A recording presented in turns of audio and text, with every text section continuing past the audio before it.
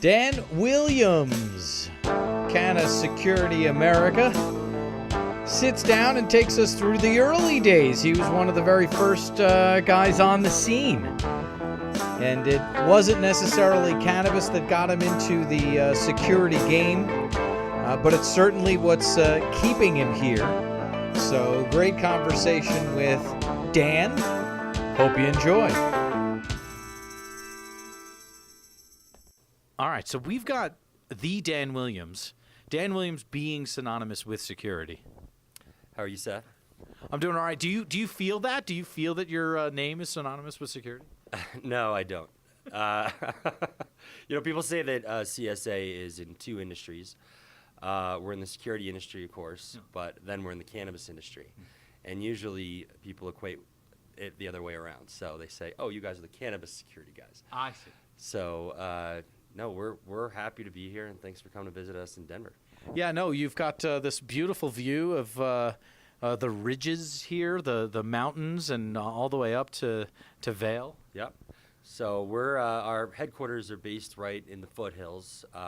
We're right off I-70 in Harlan, in the Chase building, which works well for us because there's a lot of licensing here for the building to be able to handle lots of cash. So that works well for us. Yeah, there you go. And you've then solved the banking issue for the cannabis industry. That'd be nice. Like, that's a group effort, but we're all getting closer. So We'll just go downstairs after this. there we go. There we go. Let's go talk to Chase immediately. Yeah, exactly. All right. So Dan Williams, Canna Security, you're either a cannabis company or a security company or a little bit of both. Right. We talked to Scott Griper a little bit about you, so that's a friend in common. Great. Yeah, Scott and Viridian are handling all of our PR. They also recently wrote a market research report on Canna Security, which we are very thankful for. They released that in New York at the Cannabis World Congress a couple of weeks ago, and they're doing a great job. And I saw you there, but there's more to that because, New York, that area, you're from there. I am. Well, I'm from right outside New York in Connecticut, and I grew up out there, and I know we've talked about that quite a bit. So, well, we're going to talk more about it right now. We can do that. What we've seen, especially with investment in this industry, is that there's bigger players coming in who want to invest in the cannabis space, and that's New York. So we're seeing a lot of these events being held there and people being interested. How do we invest in cannabis? And it's funny because I was speaking at the Cannabis World Congress about investing, not particularly in our company, but in any company in this industry. And one of my best friends growing up, their parents were there in the audience to invest. And these are very conservative, very white-collar folks who you would never have thought would be investing in this industry. So it's great to see it. Yeah, no, absolutely. I feel like there are a fair amount of folks who are seeing the opportunity. Absolutely. All right, so Connecticut, let's go all the way back when Dan was a little kid in Connecticut. What kind of kid were you? Let's see. That's a tough question. Definitely kind of the prep school kid. Did that. Lots of sports, basketball and football and all those things, baseball mainly and hockey. And, they kind of make you do it in Connecticut. That's the thing there. But, it was a great place to grow up. It's nice to have left there getting older and get the great weather that we get here in Colorado. But I always love going back to New York. Best food on the planet. Just don't stay too long. Yeah, no, well, I mean, I live there, so we'll need to discuss that at a different point. But, you've brought up basketball first. I would imagine point guard. That wasn't my strong suit. Hockey was definitely And that's what you brought up hockey way down the line there. And again, when I look at you, the hockey player makes sense. What are you, a winger or what were you? Right wing. All right. Yep. Yeah. All right. And so, like the one-timer, you were part of many. There we go. I mean, I went to high school. Actually, I went to 3 different high schools. Now we're getting personal here, Seth. But I was never kicked out of a high school, which is great. I maintained a 3.7 GPA throughout. But I did jump to different high schools. I started at Choate Rosemary Hall, which is a boarding school out there. Switched to Greenwich High for a semester, and then I ended up at the only school that could kind of keep me in line, and that was Fairfield Prep, which was a Jesuit school. and they were really strict, you know. So my parents finally said, okay, we're sending him there. You know, they'll take care of him over there, and you know, they were great. Ended up playing rugby over there, and that was a really fun school, and still a lot of good friends from all those schools. Yeah. All right, so you never got kicked out, No. but you are admitting that you were a bit of a hellion, nonetheless. I was. You know, work hard, play hard, smile hard, Seth. I mean, that's definitely the motto, and that was my motto in my teens and my 20s. Definitely would be that person who would come home at night and work until 3 a.m. on homework, but might not get home until midnight. So, you know, there's a lot of that going on. So I'll get it done. I just don't know when. Yeah. Well, we'll make our deadlines here, but and I could do that then. I'm not sure I could keep up now. Got it. Okay. So wing or right wing with hockey, and then you mentioned rugby. At Fairfield Prep, was 7-8 man, and I remember playing a game at Prep and running down the line, and had two players from the opposite team come straight across and hit me so hard that I got up about a minute later and wasn't sure which school I was at because I had gone to so many high schools. I remembered that I was playing rugby, and I knew that from my jersey I was on the red team, and I finished the entire game not really sure really where I was. I believe that's called a concussion, sir. I believe it was. And, of course, the entire team after that went out for beers and a kind of a cake party, and I didn't even think to go to the hospital. You know, you don't need to do that. You don't need to do that. No. It was a rugby game, and now it's time to drink. Yeah, exactly. That's the order of things. So it worked Have out. you? Is that your only run-in with head trauma? No, hockey, a few broken bones with hockey, shattered my ankle, my wrist 3 times. So, you know, I know the pain. Yeah, you got in there. You did it. Yeah. Were you more of a scorer, more of an assist guy? What was your thing? Assist. Yeah. There we go. All right. Yeah. And then as far as I'm just trying to think at the time who your heroes would be, you're probably a Ranger fan. Well, actually, Chris Drury was on Fairfield Prep's hockey team when I was there. Oh, wow. So that was very popular at the time. I didn't play for Prep, but we would all go to the games and root him on. So. All right. And then, actually, at the time, the Hartford Whalers were still around, so you remember Brendan Shanahan. There we go. And actually, the Rangers would practice in New Haven, so there was a lot of that going on. A lot of hockey. Yeah. All right, so we've got hockey, we've got rugby, we've got Dan Williams, who definitely knows how to have a good time, wants to have a good time, but also takes the work completely seriously, which gets him into what college? I ended up going to Wheaton College in Massachusetts, and it was right when they actually matriculated to allow men there as well, because, you know, it was actually the sister school to Brown. And at the time when I started as a freshman, it was 75% women, 25% men, which was great for me. That worked out really well. At the kind of ratio that you want. Yeah, that all worked out. But then after 4 years, it was 50-50, so that all, you know, it was great. But it was a fun time to be there. It was a liberal arts school, but I ended up studying economy. So, and then right after that, went straight into business. All right. So why were you studying economy at a liberal arts school? You know, it fascinates me. I love building a business. I love seeing where it's going, especially in new markets. You know, I actually went from branding after college into security about 2 weeks after 9/11. So security became a huge market, especially in New England. And I was in a cubicle working on branding for companies like Adidas and Coca-Cola and Pitney Bowes. And I said, you know, there's more to be had out there. I wanted to be out in the field more, working with my hands. I started helping with installations for local restaurants in South Norwalk in the Fairfield County area and into New York. And then I branched off from branding and started my first company. Okay, so let's make sure that we connect these dots here. So you have the branding experience. That's fantastic. That's why I know the CSA brand and Cloverleaf brand well, which we'll get into. Sure. Yeah. But you know, so you've got that branding experience. But then you know you're sitting there, you're working with big companies, but security was pulling you. You said 2 weeks after 9/11. Yeah, so while I was working for a small branding company in Fairfield, Connecticut named, Pappas McDonnell, which did a lot of Fortune 100 companies and rebranding. It was a great job. You work all the time. But I was still working in restaurants at night and on weekends to make ends meet, either as a bartender or a waiter. And one of the restaurants actually asked me to install a camera system because I knew my way around computers. I was a programmer. So I did. And after putting that system in, I realized that there's a whole new market in this. And I started pitching it to other local restaurants. We picked up our first major chain called Barcelona Restaurants, which are all over New England.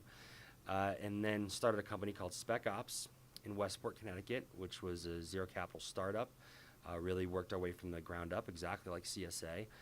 And from there, went straight into car dealerships up and down New England. So we were doing work for Mercedes-Benz, Lexus, Jeep, Chrysler, all those guys doing those big major auto rows, where you have 5 acres of cars, and people were sneaking in at night and they were stealing not only stereos, but the big thing back then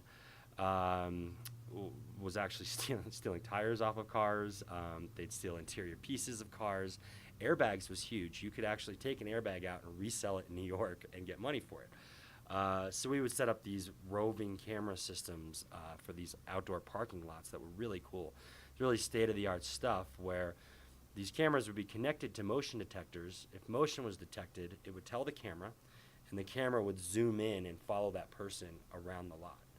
And for the first time, the military had been using this kind of technology for a long time. It became practical and within people's budget to use it for commercial use. It wasn't going to break the bank. And that was very neat. And then, of course, we get into internet connectivity to cameras, all of that stuff. The internet, had really just blossomed. So we were able to offer that to people for the first time, and they could afford it. So, and then this is all based on you kind of working in restaurants as a bartender and whatever, and some guy says, I need cameras, and you're like, sure, I can do that. Yeah, well, when I was in branding, I was an interactive producer, which meant that I would program websites and multimedia projects, interactive testimonials, sales pitch CDs for these guys. And so they knew that I knew my way around computers. For that restaurant in particular, which was called Amberjack's Restaurant. It was this old bank on Washington Street in South Norwalk, which is kind of the fun part of South Norwalk. It was a great old bank that they had turned into a restaurant, and they asked me to put in their point of sale system that they had bought used from some other restaurant that went under. So I put that in, and I made it my job to do it for, I think, $1,000 or something, and I probably put 150 hours into it to try and get this thing working, and wasn't sure what I was doing. And then they asked me to do the camera system, and it really all just went from there. And did you know that you were in the right place because 9/11 had just happened, or was it more of a kind of an entourage effect of the fact that you had all of these skills that were just going in the right direction? It's right place, right time kind of stuff. I really enjoyed looking into the technology and security. I enjoyed the outcome of it. Being able to stop thieves from stealing cash out of the money drawers and things like that. I thought that was a lot of fun. We brought in our services into bouncers for the different bars and things in Fairfield County, and then consulting services, PI services, skip tracing.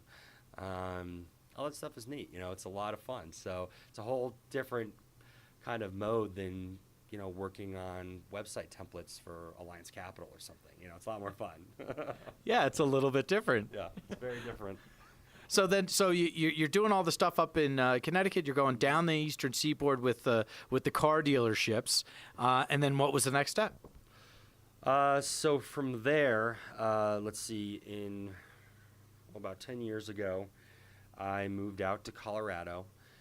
So no, wait a second. That's just a jump. Why? That's a jump. So let's see. Let's back up. So we had Spec Ops for about 4 years.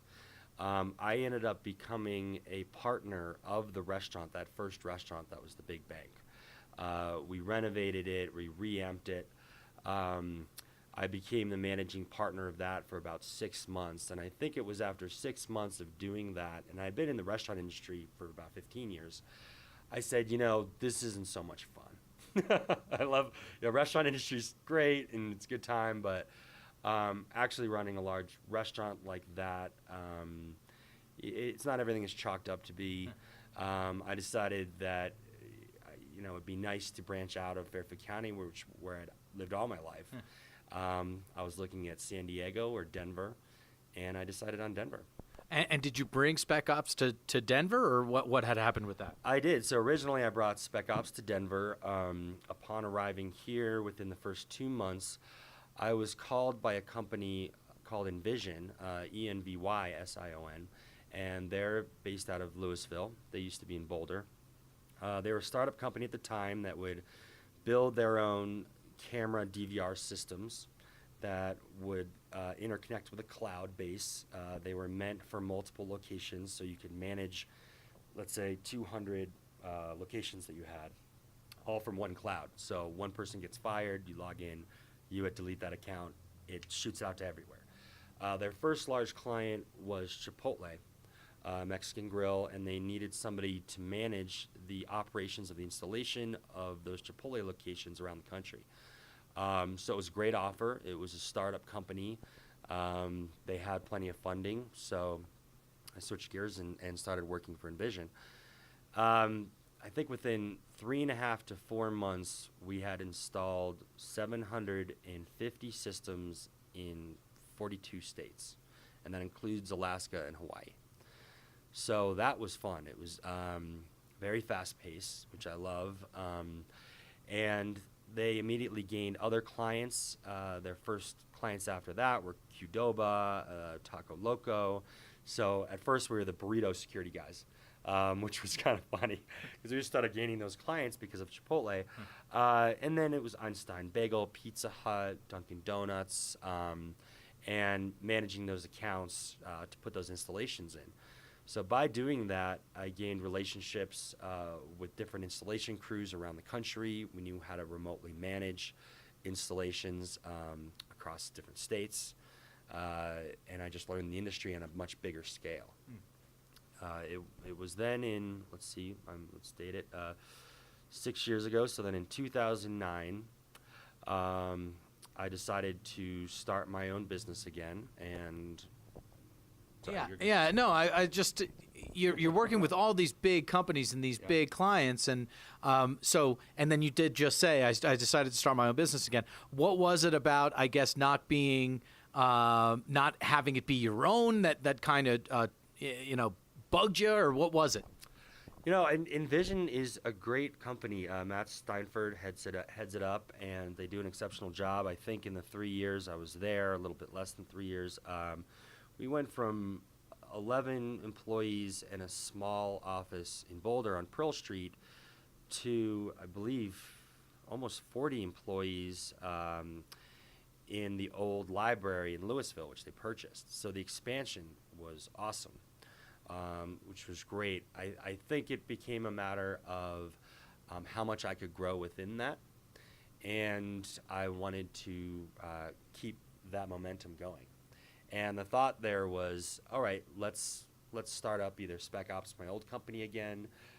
The market was just booming for security at the time. Have some independency there, and move forward with that. My first client was a friend of mine, and he called me up and he said, well, I'm opening a dispensary downtown. And I said, well, what the hell is a dispensary? And he said, well, it's a store where at the time, everybody said marijuana. it's a store where we sell marijuana. And I said, well, that's not real. So that doesn't make any sense. Where are you opening it? And he goes, well, I'm opening it on 16th Street Mall, which is the main mall. Yeah, of course. Denver. Yeah, and I said, well, that's just crazy. I go, how is that even possible? Because, it's one thing to talk about legalization and passing of these bills.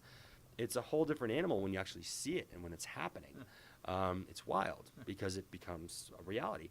And he said, well, if you get down here in the next hour and give me a bid for a camera system, then and it looks good, then I'll give you the business. So I remember doing a UE in the middle of the road, driving straight over there. giving him a quote, and I got that business, and then that ended up being referred to another 4 or 5 growers, producers, and sellers in Colorado, and it really just went from there. And at the time, I was in an old, let's see, now we are dating it, an old Subaru Outback with no air conditioning. I had an extension ladder and a bag of tools. And the idea was, let's really just start this thing from scratch. Do an installation and go out and buy a couple more ladders, maybe hire a helper, then maybe hire a tech after that. And I just wanted to start it from nothing. The ground floor of my house turned into the office, and the garage turned into our inventory and pickup. And that was in 2009. So, which is the perfect year, by the way. Again, right place, right time. This is right when Colorado just started forming their regulations, and they created the Colorado Rulemaking Committee, which was created by the Department of Revenue, by Matt Cook, who now has Cook Consulting, and Dan Hartman was his right-hand man. And I remember looking at the first round of regulations, and I had written standards for all of these fast food chains, because we would create our standards and worksheets and workbooks, installation manuals to send to our techs. Each location has to have a camera looking over the register, and it has to be at this angle, and it has to be this resolution, and they're very specific. And I'm reading these regulations, and they weren't specific at all. I remember they had taken them from the casino regulations at first, and it was very over-regulated. We need cameras every 5 feet, and it's got a 100 square foot room has to have 60 cameras. I mean, things that these startups at the time, and they were startups, people were using their nest eggs to start these dispensaries and producing out of small warehouses, garages even. They couldn't afford this. And I walked in and I got an appointment with Dan Hartman, and I had taken those regulations and doctored them all up and said, with questions, and why do you need this resolution for that if it's only 10 feet away, and X, Y, and Z.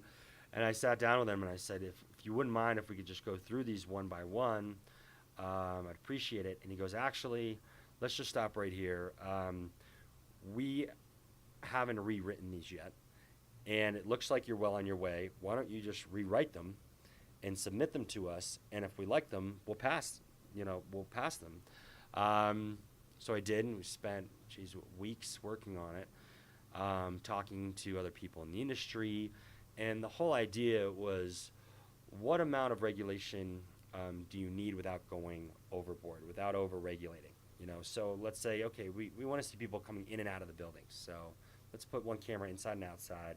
We need to see basic activity in the grow rooms. Okay. We should see what's happening on the register. Yes. Okay. And we proposed those, and we thought they'd kind of be torn apart and chipped away at, but that's exactly what they used. And that was great. So we said, well, instead of starting a general security company, and then we looked out there and we went on Google. We were Googling, security companies in cannabis. What other companies are out there? Who's doing this? And there was nobody. There's nobody doing it. And we said, okay, let's rebrand just for this industry in Colorado. And at first, we thought it would be, a saturated market over a short period of time. We expected there to be big growth for about 6 months to a year. The licenses would be filled, and then it would kind of go stagnant. We said, okay, that's great. Let's take advantage of the next year while there's business there. And that's how it all started. That was 6 years ago now. We're still here. We're literally days away from going public. We've raised over $2 million in capital so far. And we're very frugal with that, which has been hard to do, frankly, along the way. But it's wild. We just never thought it would grow this fast, and we'd be seeing so many new products and be working with so many neat people. Yeah, no, it is. It's an amazing journey, no question about it. And I do want to connect the dots between 2009 and now. I would imagine that initial 6 months of growth was about what you would expect, but then. What about the next year? What about from 2010 to 2011 when it didn't stop? Well, that was a surprise. And it was especially surprising that it was fairly steady. The early days here in Colorado, they had a June 30th date, and I believe it was 2009. It may have been 2010, when every one of the locations that was existing had to be up to code. 2009. Yeah, and everybody was freaking out. Okay, we want to make sure everything's perfect. We need all the paperwork in place. We need our cameras exactly where we need to have them. That was a tough 5 or 6 months there, because everybody's racing for the same deadline. And then we figured, okay, after that, we'll have a lull for 2 or 3 months, but that didn't occur. We saw a lot of people coming into the state and investing. We especially see that now. But small mom and pop type dispensaries turning into chains. You know, we saw a lot of that, 7, 8, 10 locations. Conglomerations. We saw the growers, once it became a vertical market, the growers and the growers and the sellers, or the grow facilities and the dispensaries, they had to join forces, which was definitely kind of an evolution here in Colorado, because you had people who were great at growing cannabis, and you had more business-oriented who were great at selling it, and those were two different factions. They came up with a 70-30 rule, which meant that 70% of all cannabis that was grown had to be sold by that person, and 30% could be sold wholesale or to other parties. So it was a lot of pressure, and seeing different partnerships starting that may not have started, so well, or a little rocky at first. Shotgun weddings. Yeah, shotgun weddings, and then all of a sudden they're turning into these, mega dispensaries and mega companies because it just worked. That was a lot of fun to see. So then we had, of course, rec. The second that we go recreational with Washington on the same day, which nobody expected. We all thought, okay, one of these states will pass or none of them. It's just too out there. It's too radical. I don't see both. I think we all agreed here, either Colorado or Washington. Probably Colorado. We'll see. We'll go rec, and then both, go recreational. And it was mind blowing. It's like, wow, this is really happening now. Of course, we have the Cole memo last year. We had banks starting to come into play in the last 2-3 months, which we had never seen before. Get into that.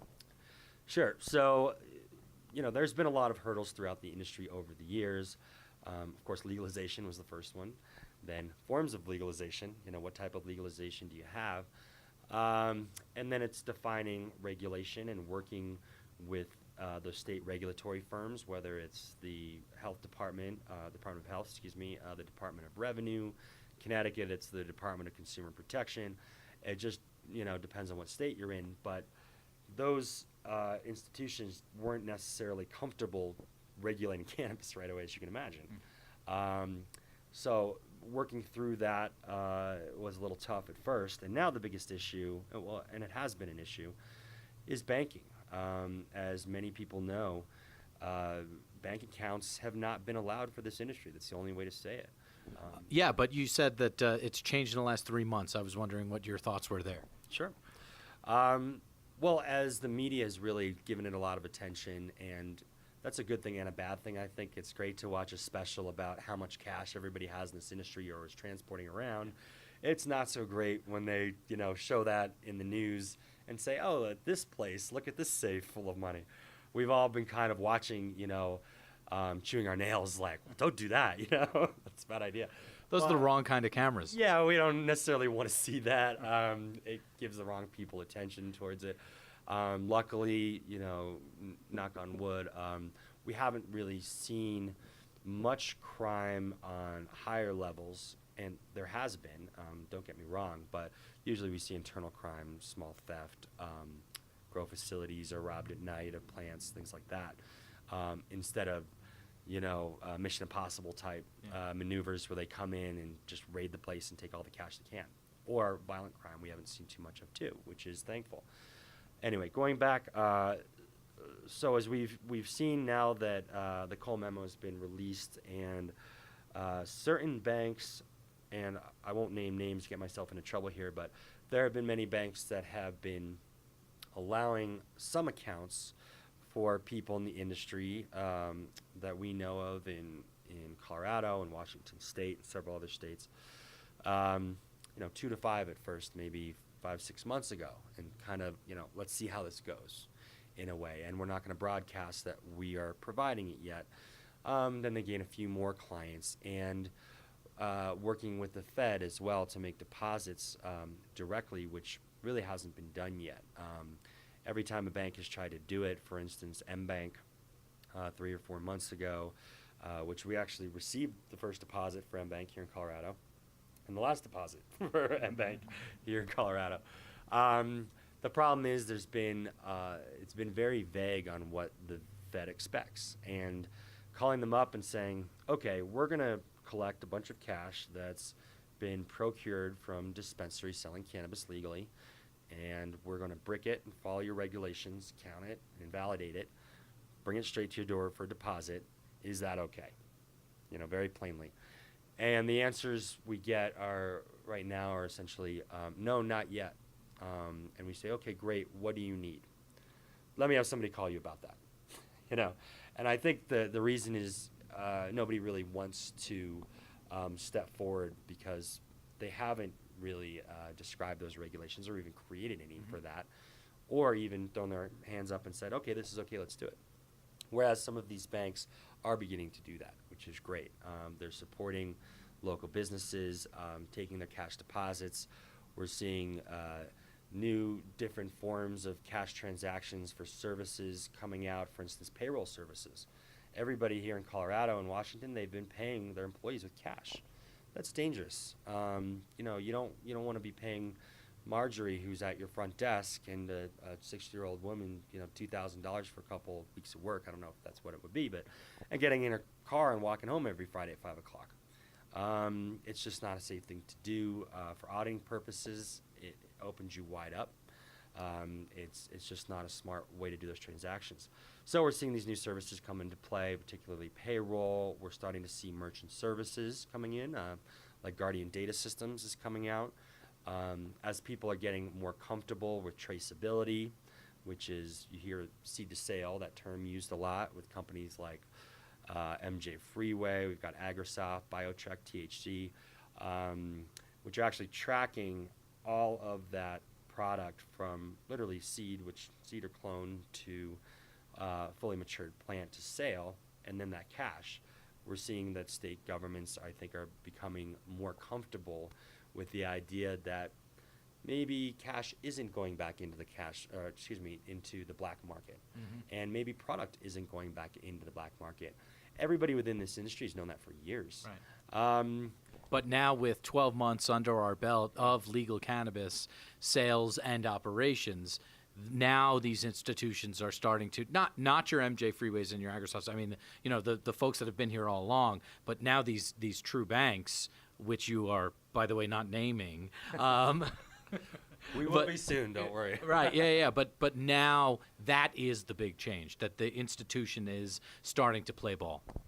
It is, and it took a lot of work by many different parties in this industry. And what we see, especially in the cannabis market, which is great, is we see these fantastic pioneers in the industry, and we call them pioneers because 3 years ago, the Justice Department was threatening that anybody producing or selling cannabis, and this is from the national level, we're threatening it to the state level, or even people who are providing services to facilitate that industry were under scrutiny by the Justice Department.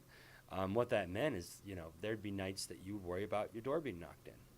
And so when we say pioneers, these were the first people that were willing to take those risks to get where they are now. And there's many of them. And without that, never would have gotten here, which is great.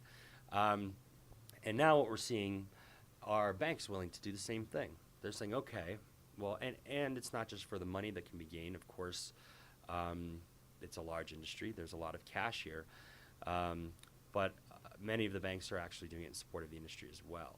I can't tell you how many stories that I hear of people, for instance, a banker who you would never expect would be, and I'm not going to paint the wall red or anything, but to support the industry for the pure ethics of the industry and legalization.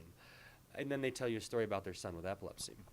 That's and you hear about it all the time, or their mother who's affected by back pain, and other financiers or other business folks who are coming to Colorado, because not only do they endorse it, but they're directly affected by it, either themselves or within their family and friends. Yeah, that's exactly it, and that's how the thing is just going to turn. So we're excited about that, and we appreciate that. There are some institutional players that are certainly coming along here. What about you guys coming along? What has changed even in the last 6 months? You had the first 12 months of commerce, and then these next 6 months with all of these states, accepting applications and some of them voting, and new rec, happening in Oregon and Alaska. How's your business changed over the past 6 months? So we've changed gears a bit to the physical security aspect. Since 2009, we've installed systems. Those are alarms and cameras and door access card systems. We've now added guard services as well as armed transport services, consulting, investigative services, that whole physical security division. And we named that the Cloverton Group. And that was loosely named after the Pickerton Group, which was the first private security company here in the United States that essentially was protecting the expansion of the railroad, expansion out west. And we thought that was very fitting for what the cannabis industry is doing now and some of the hurdles that they have to overcome. The Clovertons are available now in 5 states on the security side. With the systems, we're available in 12. We have been in development for the transport side specifically for over 12 months. And the reason for that is traceability, trying to design a system and a set of procedures where the Fed is comfortable with us picking up this cash and delivering it to them. At the end of the day, we finally said, well, why don't we throw some cameras in a truck so we could see every part of the transactions. We've got law enforcement grade body cameras for the actual transaction taking place. We've got extensive tracking on the vehicles that we can coordinate with pickup timelines and signatures and developments there, and put it all into one nice package where essentially our reporting system is as comprehensive as it gets. Between the HD video streaming cameras that we keep on servers here, to the GPS coordination. I mean, some companies are actually asking as part of their reporting procedure to take a picture of the person or a picture of the cash or cannabis as we pick it up and then include it at the end of day report. And we say, sure. Why not? It can't hurt. Because we don't want to have any kind of questionability there, or, where, let's say we get audited, which we will expect to happen, I'm sure. And, okay, well, where does this cash come from for the last week? Here's about 800 hours of video. You've got Enjoy. This. Yeah, have fun with that. We've got this. So literally, it is on camera every point of the transaction to when we validate it, which we do offsite here. I don't want to say that we validate anything here. We don't. Which is kept offsite in a secure location, to validating the cash, to breaking it, to delivering it to the Fed. So right now we're in final discussions to have that completed with the Fed. We're talking to many banks about facilitating those deposits or picking up the cash for them, depositing them in the Fed, whether it's in Nevada to Washington, in many different states right now. And because I think we did put the cart before the horse, which was great. We put the horse before the cart. Thank you. Where we actually looked at it and we said, okay, let's not jump the gun here. Let's look at any piece of this that could be scrutinized, and let's address it before we release the product. We featured our first vehicle. Our vehicles are Mercedes-Benz Sprinter vans. You've probably seen those. We get them fully up-armored, all the gear put into them, and we featured the first one at CannaCon last month here in Denver, and we'll be featuring it around the country. And we have many more trucks of that caliber that are being built right now. So it's exciting. Yeah, it is exciting. And so we talked about seed to sale before, and it sounds like you're sale to Fed. There we go. Sail the bed.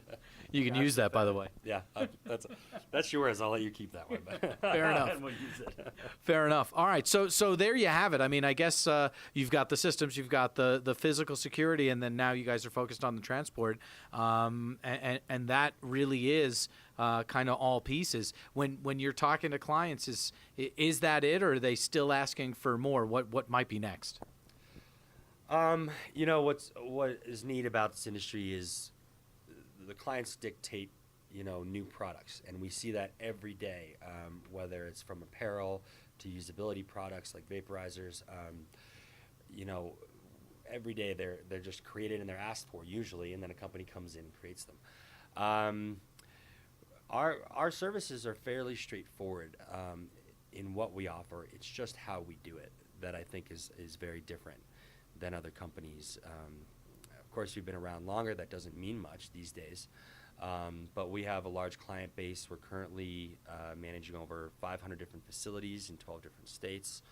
And on the political side, we also provide free consulting for regulations, and there's several states right now that we're doing that with to both represent our clients and customers in the industry, as well as those state regulatory firms, believing in functional regulation and compliance. You know, let's find a middle ground here that works for everybody.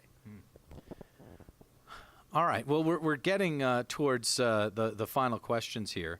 But I wonder what, you know, you are one of the kind of the original guys in the industry. 2009, you know, you've got your bona fides. How do you think this is going? How do you think we're doing? Geez, I mean, how do you think we're doing? I think it's crazy. I mean, and we means everybody involved in this industry. I think it is wild. It's been more successful in a shorter period of time than I think any of us anticipated. It's something that everybody involved should be extremely proud of, and there's no stopping it at this point, which is only a good thing. So, you know, I'm excited to see what happens over the next year or two specifically. Geez, I mean, I'm just thinking about all the things that will be happening. Yeah. Next year or two specifically. So, I mean, California and other states, obviously, voting. What else is on your mind over the next 2 years? We're very excited to see the New England states start developing more, especially Massachusetts. New York, of course, with Diane Savino is going online. We just did a quote for a dispensary on Nantucket to help them with their licensing, which is great because when I was younger, I used to go there in the summers, and I never would have thought that I would see that there. Could have used a dispensary then, though. Yeah, we could have used one then, exactly. But then we're looking at states like Nevada, Illinois. We're looking at much larger facilities now. We used to have the 5,000 to 10,000 square foot facilities that were pretty typical. We're looking at anywhere from 50,000 square feet to 200,000 square feet, which is bigger than a city block, coming online now as that funding comes in for this. A lot of states are limiting the amount of suppliers versus retail shops they can have, like Massachusetts and Illinois, for example. And New York. And New York, yeah. So then you have to have more supply. You know, as we saw in New Jersey when they opened preemptively, and they're closed down in the first 2 days because they had lines out the door. We're learning there. And seeing these new facilities with that additional funding that are much larger, we can have a lot more fun with it in terms of technology that we can use, in terms of the tracking products that are out there. We've been talking to a lot of states, Oregon and Washington specifically, about outdoor grow facilities. You know, how do you secure an outdoor grow? And we have different companies come in here and sample or show us samples of products every day that are in the security industry. And it's neat because these are companies like Pelco and Bosch that, you know, have been around forever securing airports. And they're coming in, you know, saying, oh, well, we have an idea of securing some cannabis for you. So they've thought about it. We go, okay, great, let's hear all about it. You know, we've got this product that, you know, for these plants and with this lighting and X, Y, and Z. And we think that's so neat that these huge companies are coming in that in the past would have turned up their nose, frankly, at things like this. Yeah. And now they see the opportunity there, you know. So Yeah, it's very exciting. Amazing. All right, so it is time for final questions. I'm going to tell you what the 3 final questions are. Okay. And then you have an opportunity to answer them. They are, what has most surprised you in cannabis? What has most surprised you in life? And on the soundtrack of your life, name at least one song. So the first one, what has most surprised you in cannabis? What has most surprised me in cannabis is, I would say, new states coming online as fast as they are, and the acceptance by those voters within those states, especially the demographic of those voters. We didn't think it would be such an easy sell, is the best way to put it. We owe a lot of that to people like Josh Stanley and Charlotte's Web and Sanjay Gupta for really helping to, get that out there. But we didn't think it'd happen this quickly. So. Yeah, it's remarkable, absolutely. And cannabis does get more votes than Democrats or Republicans, by the way. There we go. Yeah. Doesn't matter to the party. So if you're running for president, then Seth, you definitely want to be pro-cannabis right now. You just want to be a plant, really. there we go. Yeah. All right. So that's that. Okay, great. What has most surprised you in life? So most surprised me in life, I would say, is where things take you without you even seeing them coming. If you were to ask me 10 years ago when I was installing cameras at a Lexus dealership in Vermont, if I'd be doing security at an outdoor grow on the top of a mountain in Glenwood Springs, I probably would have said you're nuts. But so you never know. But it turns out, that's what you're doing. Yeah, that's what we're doing. So we're proud of it. All right. And on this soundtrack of your life, which is ongoing, by the way, can you name at least one song? You are the sunshine of my life, and I'm dedicating that to you, Seth. That's all yours. You bastard.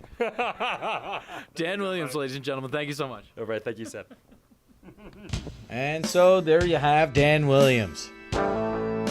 Pleasure to sit down with Dan and kind of hear about the old days and how those have informed how he's growing the company and just generally how the thinking goes around cannabis security these days.